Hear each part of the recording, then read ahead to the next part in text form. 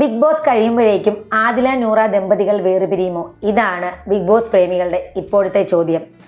വേറൊന്നുമല്ല, ഇവർക്കിടയിൽ വേറൊരാൾ വന്നു എന്നുള്ളൊരു സംശയമാണ്. കഴിഞ്ഞ ദിവസം ജിസേലിൻ്റെ കേസിലുള്ള ഒരു പ്രശ്നങ്ങൾ അവിടെ നടക്കുന്ന സമയത്ത്, അത് ജിസേലിൻ്റെ പ്രശ്നമാണ് ഇപ്പോൾ ബിഗ് ബോസ് ഹൗസിൽ എന്നും ഉള്ളത്. ജിസേലിൻ്റെ മേക്കപ്പുമായിട്ട് ബന്ധപ്പെട്ട പ്രശ്നങ്ങളാണ്. അപ്പോൾ ഇതിനിടയ്ക്ക് നൂറ ജിസേലിനെ സപ്പോർട്ട് ചെയ്തു എന്നുള്ളതാണ് വിഷയം. അപ്പോൾ ആദില ചോദിക്കുന്നുണ്ട്, നീ എന്തിനാണ് അവളെ സപ്പോർട്ട് ചെയ്തത്?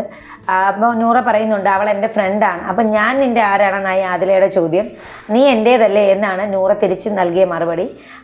എന്തായാലും ഇവർക്കിടയിൽ അതൊരു വിഷയമായി മാറിയിട്ടുണ്ട്. നൂറ കൂടുതൽ ജിസേലുമായിട്ട് അടുപ്പം കാണിക്കുന്നുണ്ടോ എന്നുള്ളതാണ് ആദിലയുടെ വിഷയം.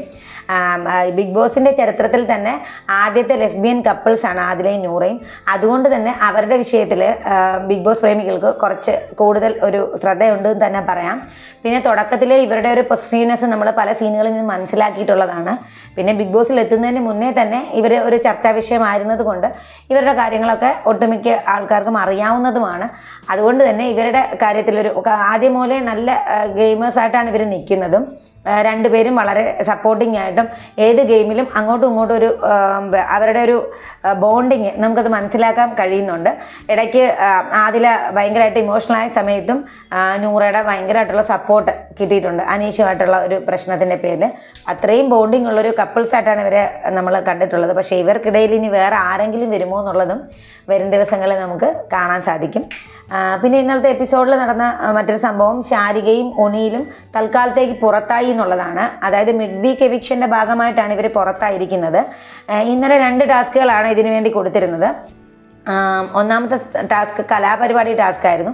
അതിൽ ഓരോ 6 പേർക്കും വേണ്ടി കളിക്കുന്ന ഓരോരുത്തരും അവരുടേതായ രീതിയിലുള്ള കലാപരിപാടികൾ നടത്തുക എന്നുള്ളതാണ്. അപ്പോൾ അതിലെല്ലാവരും ഒന്നിനൊന്ന് ബെറ്ററായിട്ട് തന്നെ പരിപാടികൾ അവതരിപ്പിച്ചു.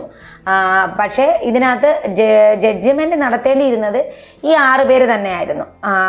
അതായത് ഈ പുറത്താകാൻ നിൽക്കുന്ന 6 പേര് തന്നെയാണ്. അവർ തമ്മിൽ ഇതിൻ്റെ പേരിൽ ഒത്തിരി പ്രശ്നങ്ങൾ ഉണ്ടാവുകയും ഒടുവിൽ ഇവർ വിജയികളെ പ്രഖ്യാപിക്കുകയും ചെയ്തു. അങ്ങനെ പ്രഖ്യാപിച്ചപ്പോൾ 1ാം സ്ഥാനത്ത് വന്ന സരികയുടെ ടീമായിരുന്നു. അക്ബറും അനുവാണ് സരികയ്ക്ക് വേണ്ടി പാട്ടും ഡാൻസും ഒക്കെ അവതരിപ്പിച്ചത്. അപ്പോൾ ഇത് അതിനകത്തൊരു ഒരു കള്ളക്കളി നടന്നതായിട്ട് എല്ലാവർക്കും ഫീൽ ചെയ്തു. കാരണം ഒണിയിലാണ് ഇതിനകത്ത് കളിച്ചതെന്നാണ് നമുക്ക് മനസ്സിലാക്കാൻ കഴിഞ്ഞത്. കാരണം അനീഷിൻ്റെ ടീമിനെ ഏറ്റവും പുറകിലേക്ക് വീണ്ടും കൊണ്ടുവരികയും ശാരികയുടെ ടീമിനെ മുന്നിൽ കൊണ്ടുവരാനായിട്ട് ശ്രമിക്കുകയും ചെയ്ത പോലെയാണ് തോന്നിയത്. ശാരികയുടെ ടീമിന് 1ാം സ്ഥാനം കൊടുക്കാനും ഒനിയിൽ തീരുമാനിച്ചിരുന്നു. എന്നാൽ ബിഗ് ബോസ് ശാരികയുടെ ടീമിനെ ഡിസ്ക്വാളിഫൈ ചെയ്യുകയാണ് ചെയ്തത്. കാരണം ബിഗ് ബോസ് കൊടുത്ത ലിസ്റ്റിലുള്ള പാട്ടായിരുന്നില്ല ശാരികയുടെ ടീം അവിടെ പാടിയത്.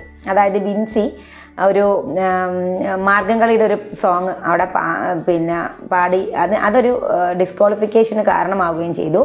എന്നാൽ ബാക്കി ഉള്ളവരിൽ സരിക ഏറ്റവും ഫസ്റ്റും അനീഷാണ് ഏറ്റവും ലാസ്റ്റും വന്നത്. അതോടുകൂടെ അനീഷിൻ്റെ ഇത്രയും നാളത്തെ പോയിൻറ്റ്സ് എല്ലാം നേരെ താഴേക്ക് പോരുന്ന ഒരു രീതിയിലേക്കായി. കാരണം എല്ലാ ഗെയിമിലും അനീഷിന് പോയിൻറ്റ്സ് കുറവായിരുന്നു. ഇപ്പോൾ ഇന്നലത്തെയും കൂടെ ഇങ്ങനെ ആയപ്പോൾ അനീഷ് എന്തായാലും പുറത്തു പോകുന്നുള്ള ഉറപ്പായി. എന്നാൽ ബിഗ് ബോസ് ഇതിലും വളരെ ബുദ്ധിമാനാണ് എന്നുള്ളതാണ് നമുക്ക് ഇതിന് മനസ്സിലാക്കാൻ കഴിയുന്നത്. ബിഗ് ബോസ് പിന്നീട് കൊടുത്തൊരു ടാസ്ക് ഈ 6 കണ്ടസ്റ്റൻസും ഡയറക്റ്റ് കളിക്കേണ്ട ടാസ്ക് ആയിരുന്നു. ആ ടാസ്കിൽ ഓരോരുത്തരുടെയും പോയിൻറ്റ്സിനനുസരിച്ചുള്ള സ്റ്റോണുകൾ ഒരു ബൗളിൽ ഗാർഡൻ ഏരിയയിൽ വെച്ചിട്ടുണ്ടായിരുന്നു. ഇതിൽ നിന്നും കണ്ടസ്റ്റൻസ് തന്നെ ഓടി വന്നിട്ട് ഒരു ബസർ അമർത്തുക. ബസർ അമർത്തിയതിന് ശേഷം ഓരോ കണ്ടസ്റ്റൻറ്റിൻ്റെയും പോയിൻറ്റ്സ് ഉള്ള സ്റ്റോൺ, അതായത് ആരുടെ ആണോ എന്നുള്ളത് കളിക്കുന്ന ആളിന് തീരുമാനിക്കാം. ഈ ബസർ അമർത്തിയ ആളിന് ആരുടെ പോയിൻറ്റ്സ് ആണോ അത് 7 മിനിറ്റ്സിനുള്ളിൽ ഓടിപ്പോയി എടുത്തിട്ട് വരാം എന്നുള്ളതാണ്. ആ പോയിൻ്റ് അപ്പോൾ അവർക്ക് സ്വന്തമാകും. ഇതായിരുന്നു ടാസ്ക്.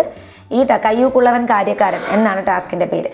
ഈ ടാസ്കിൽ അനീഷാണ് ആദ്യത്തെ റൗണ്ടിൽ തന്നെ ഓടി വന്ന് ബസർ അമർത്തുന്നതും.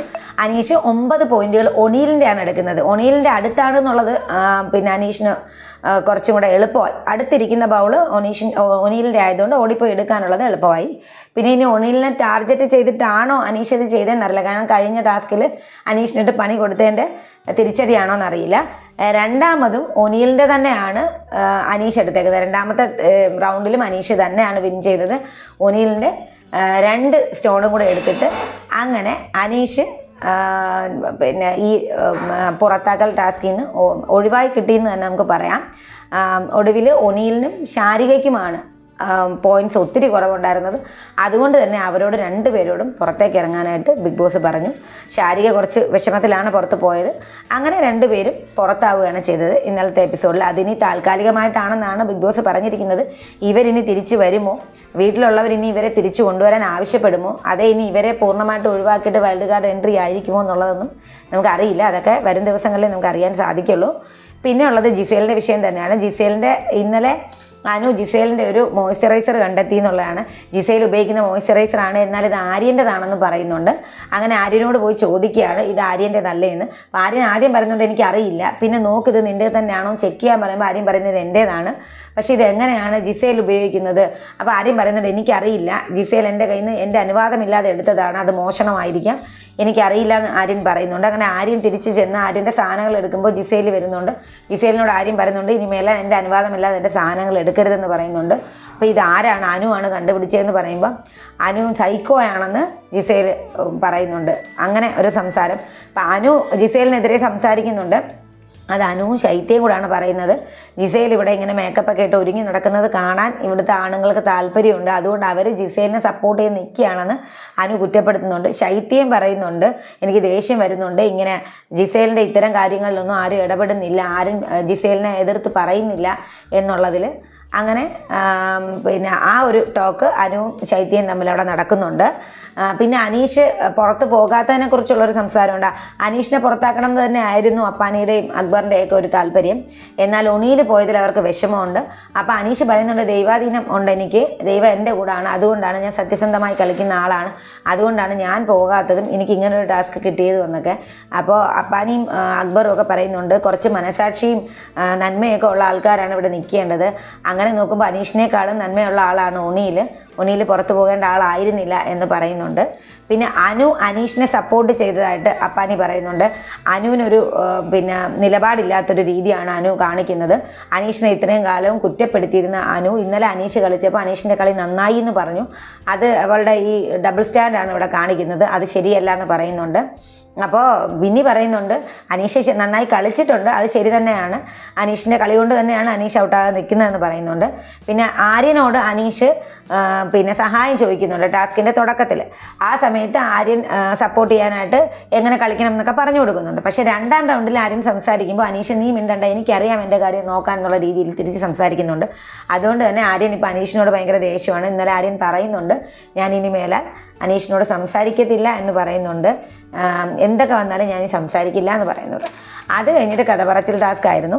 ഇന്നലെ നമ്മുടെ RJ ബിൻസിയാണ്. RJ ബിൻസിയുടെ കുട്ടിക്കാലം പറയാനായിട്ടാണ് പറയുന്നത്. കുട്ടിക്കാലത്തെക്കുറിച്ച് RJ ബിൻസി പറയുന്ന RJ ബിൻസി വളരെ ബുദ്ധിമുട്ടുള്ളൊരു വീട്ടിൽ നിന്നായിരുന്നു. അച്ഛൻ ഓട്ടോ ഓടിക്കുന്ന ജോലിയായിരുന്നു. 2 പെൺകുട്ടികളായതുകൊണ്ട് തന്നെ എല്ലാവരും പിന്നെ ബിൻസിയുടെ അമ്മയും അച്ഛനെയൊക്കെ പറഞ്ഞ് തളർത്തിയിരുന്നു. 2 പെൺകുട്ടികളാണ്, നിങ്ങൾ സാമ്പത്തികമായിട്ട് മോശം നിൽക്കുന്നവരാണ്, അതുകൊണ്ട് ഇവരെ കൂടുതൽ പഠിപ്പിക്കരുത്, ഇവർ നാളെ കെട്ടിച്ച് വിടാനുള്ളതാണ്, അപ്പോൾ പിന്നെ ഇവരുടെ കയ്യിൽ നിന്ന് നിങ്ങൾക്ക് ഒന്നും കിട്ടത്തില്ല എന്നൊക്കെ.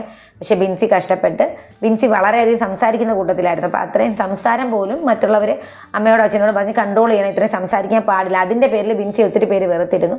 എന്നാൽ ആ സംസാരം തന്നെ ഭാവിയിൽ ബിൻസിക്ക് RJ ആകാനും ചാനലിൽ വർക്ക് ചെയ്യാനും പിന്നെ പ്രൊമോഷൻ വീഡിയോകൾ ചെയ്യാനുള്ള അവസരങ്ങൾ ലഭിച്ചു.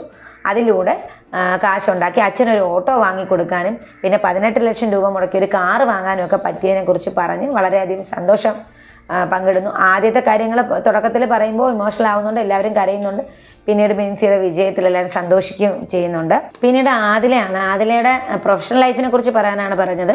അതിലേക്ക് ഒത്തിരിയൊന്നും പ്രൊഫഷണൽ ലൈഫിനെ കുറിച്ച് പറയാനില്ല എന്നാണ് പറഞ്ഞത്. പിന്നെ ആദ്യം ഒരു യൂട്യൂബ് ചാനലാണ് അവർ തുടങ്ങുന്നത്, അതിലെ നൂറയും ചേർന്നാണ് തുടങ്ങുന്നത്. അതിലൂടെ ഇൻകമൊക്കെ കിട്ടി തുടങ്ങി.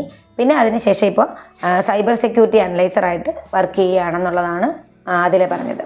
അപ്പം ഇത്തരം കാര്യങ്ങളാണ് ഇന്നലത്തെ എപ്പിസോഡിൽ നടന്നത്.